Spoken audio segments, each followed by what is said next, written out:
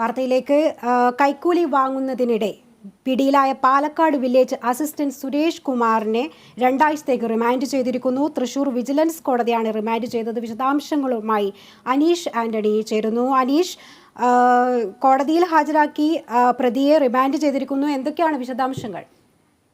ദേവിക, അല്പം മുമ്പാണ് തൃശൂർ വിജിലൻസ് കോടതി പ്രതിയായ വി സുരേഷ് കുമാറിനെ റിമാൻഡ് ചെയ്തത്. 14 ദിവസത്തേക്കാണ് റിമാൻഡ് കാലാവധി.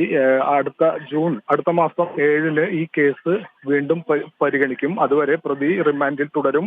അതേസമയം ഈ പ്രതിയെ കസ്റ്റഡിയിൽ വിട്ടുകിട്ടാനായി ഒരുപക്ഷെ ഇന്ന് തന്നെ വിജിലൻസ് കസ്റ്റഡി അപേക്ഷ സമർപ്പിക്കുമെന്നാണ് നമുക്ക് ലഭിക്കുന്ന സൂചന. എന്തായാലും ഇന്ന് രാവിലെ 10 മണിയോടെയാണ് ഇദ്ദേഹത്തെ തൃശൂർ വിജിലൻസ് കോടതിയിൽ എത്തിച്ചത്.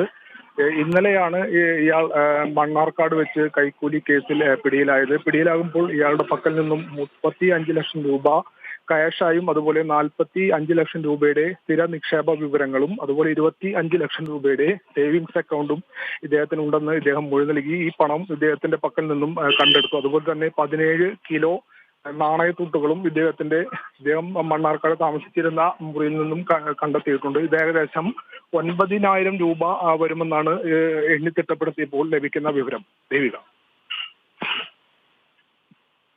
കൈക്കൂലി വാങ്ങുന്നതിനിടെ പിടിയിലായ പാലക്കാട് വില്ലേജ് അസിസ്റ്റന്റ് സുരേഷ് കുമാറിനെ തൃശ്ശൂരിലെ വിജിലൻസ് കോടതിയിൽ ഹാജരാക്കി റിമാൻഡ് ചെയ്തു. തൊണ്ടി മുതൽ ഉൾപ്പെടെയുള്ള വസ്തുക്കളാണ് കോടതിയിൽ ഹാജരാക്കിയത്.